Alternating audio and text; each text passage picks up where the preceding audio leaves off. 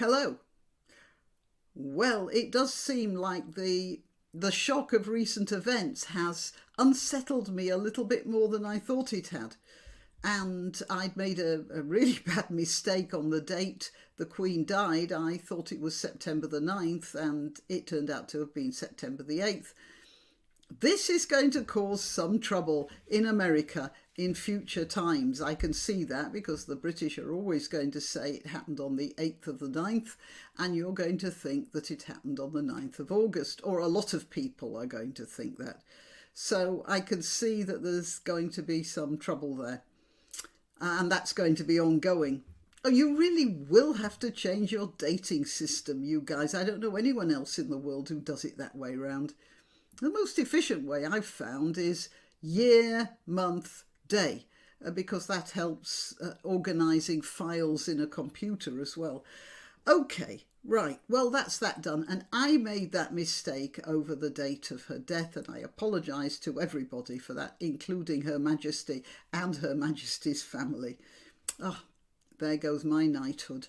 All right, now, next is the leeches that are making use of the Queen's death in a particularly distasteful way. And we'll start with this one here. Outrage as British Succession creator, I've never seen that show, aims dig at King Charles III after winning top Emmy Prize. Now, what Mr. Armstrong did, let's see, Jesse Armstrong's comments were met by groans among the audience in Los Angeles. And good for you, Los Angeles audience, whoever you were. The British creator of Succession has sparked outrage after aiming a dig at King Charles III during a speech as the television series picked up the top prize at the Primetime Emmy Awards. The comedy-drama series won the Outstanding Comedy Award at the prestigious event in Los Angeles, which only goes to show that people who are clever enough to produce a good television show, I haven't seen it, I'm assuming it's at least competent, they may not be clever enough to understand the world properly. When accepting the award, Jesse Armstrong opted to take a swipe at the new king just days after the death of Queen Elizabeth I. So instead of paying his respects to his queen, Mr. Armstrong said, "Big week for successions, new king in the UK, this for us, evidently a little bit more voting involved in our winning than Prince Charles." And to look at this photo here, it's interesting because he does look more kingly than he used to do. Isn't that odd? And he's not even been anointed yet. So that was the thing he said, and he thought he was being all smart and modern. Now, I know it may seem a little, it's dangerous for somebody of my age to talk disparagingly about people being modern. It makes me sound incredibly old, and I have to be very careful about that. But I want to go off on a little riff here. I have a friend visiting. I'll call her Lucy. She's a town girl, as I was quite a lot of my life. She isn't horsey, but she was interested in seeing my horses. She hasn't seen them for a while, so she came up to the stables with me the other day, and she saw the stables and the horses. I'm going to, you know how the Arabian Night nests one story inside another? Well, I'm going to do that now, because I was reminded when telling you this just now of a news clipping about some Egyptian stables that had been found from some pharaonic, they were outside a town at the time, quite a way out into the desert, which probably hadn't been a desert at the time during some pharaonic reign, but they found some stables. At first they thought they were official buildings, and then they realised they were stables. Now, the thing about these stables, they were designed to the same sort of specifications you would expect stables to be designed to now if they had been designed properly and weren't just a bunch of converted cowsheds, which is basically the stables that I have my horse in.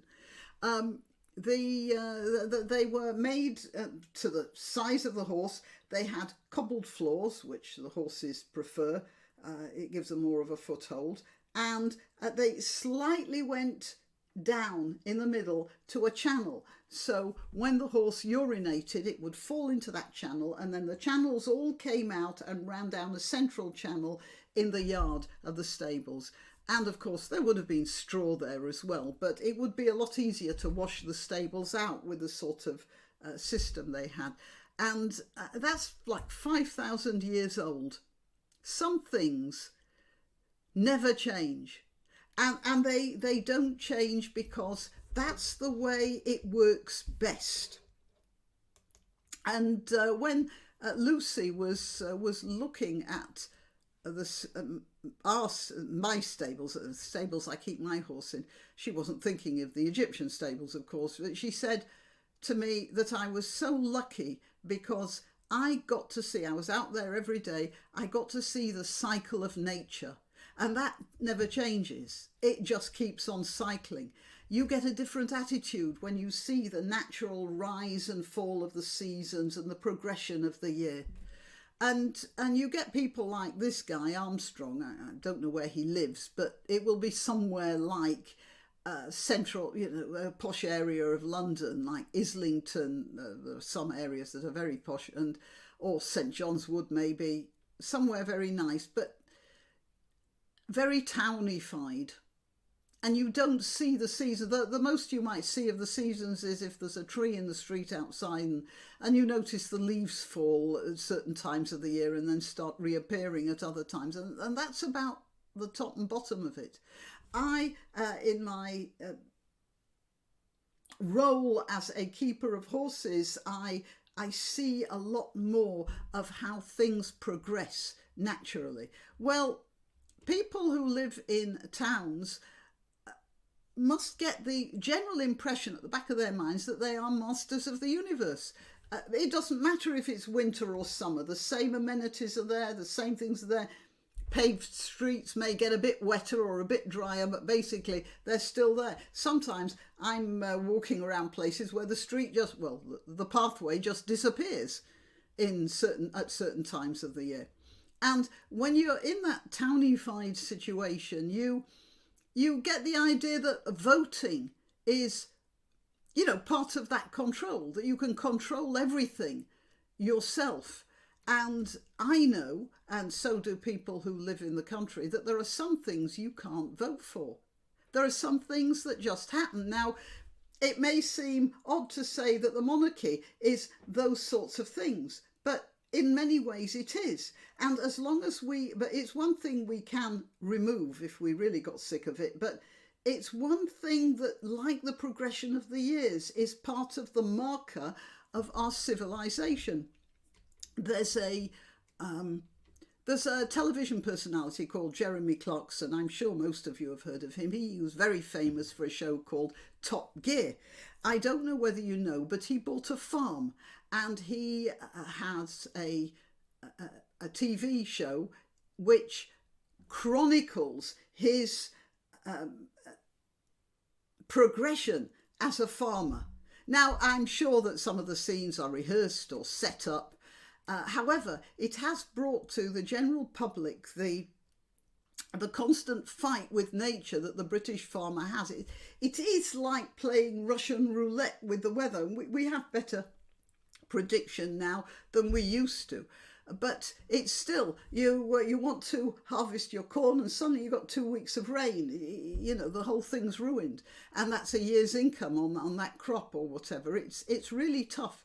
And a lot of people don't realise that. But that is why people who live in the country have a different attitude from people who live in the city.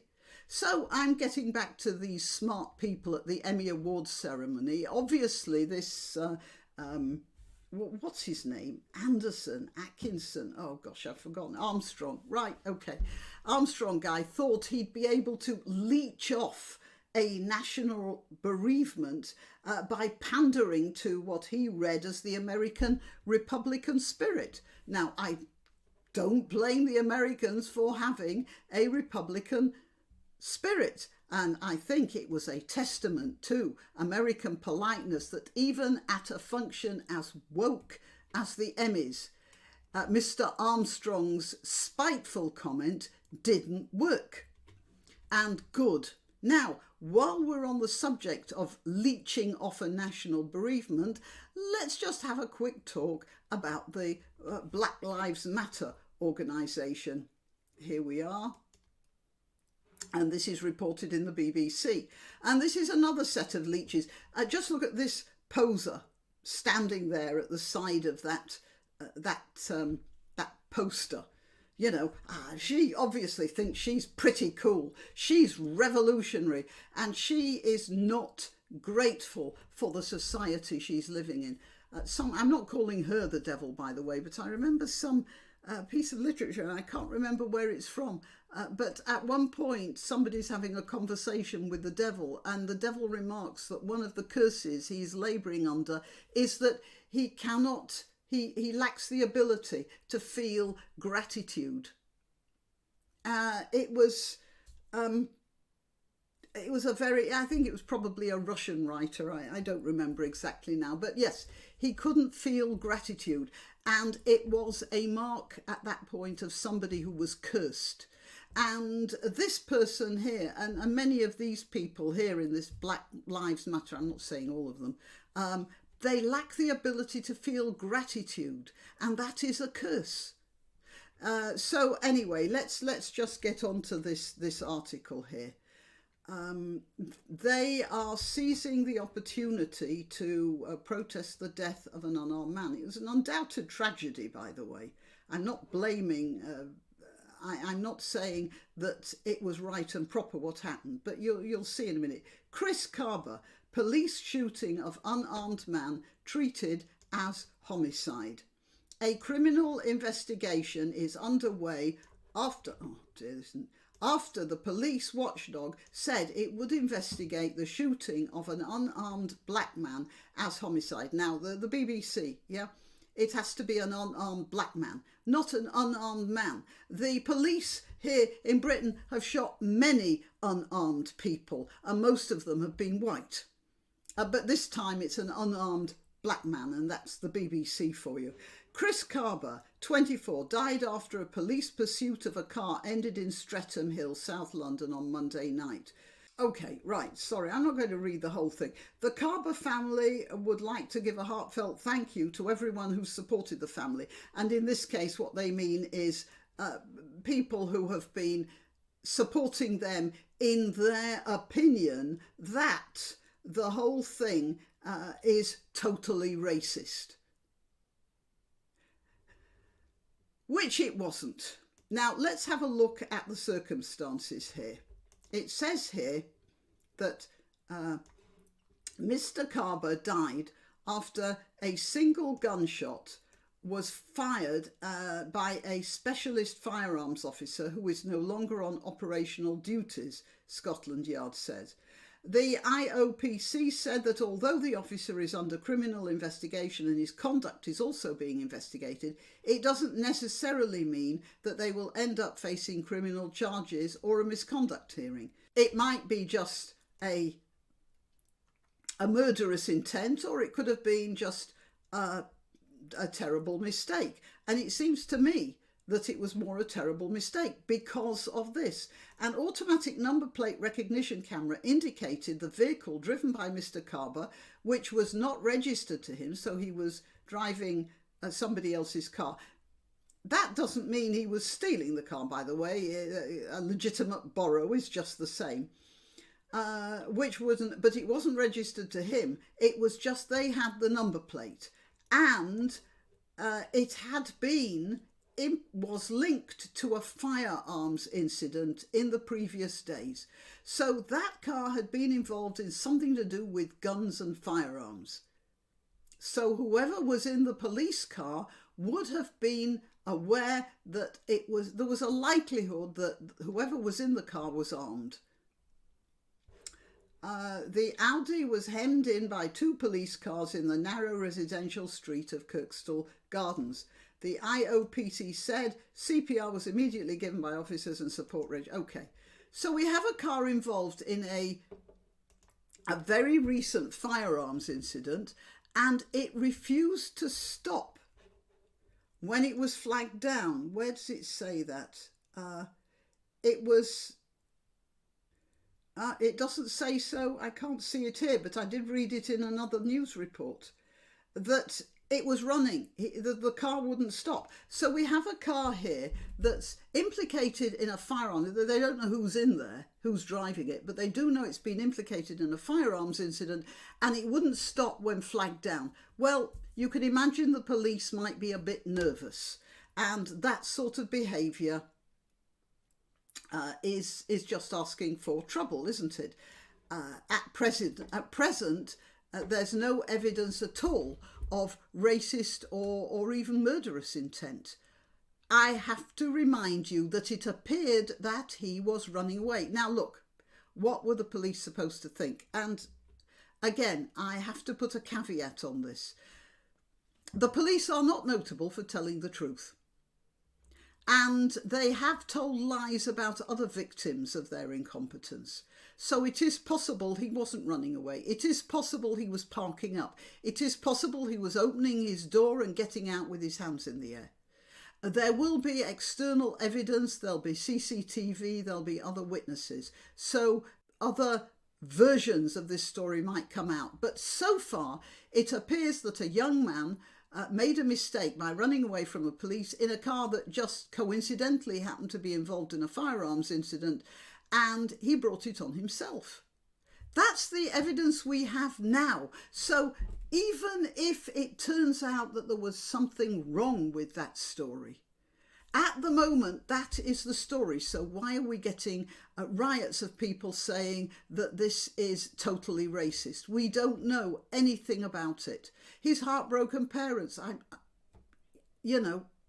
have said this before, to lose a child is a horrible, horrible thing. Just about the worst heartbreak, I think, that can be suffered by anyone. So I can understand his parents being heartbroken, but why are they blaming the police yet? They don't know any more than I do about the circumstances. Why aren't they asking, why was our son acting so recklessly? Well, I assume that's because the BLM had got to them and started convincing them that they should be throwing around the words racist. It's the BLM. People like that poser, leeching off a national bereavement, thinking they can piggyback on this wave. I'm very sorry to see this, and I'm very sorry to see what Mr. Armstrong thought he was doing as well. There are some awful people in the world, aren't there? Okay, I'm Granniopteryx. I am on YouTube, Rumble, BitChute and Minds. I also let you know when I've uploaded a video as @Granniopteryx on Twitter, Gab and Parler. You should subscribe to one of those because YouTube, if you're watching this on YouTube, you might not get notifications about my uploads.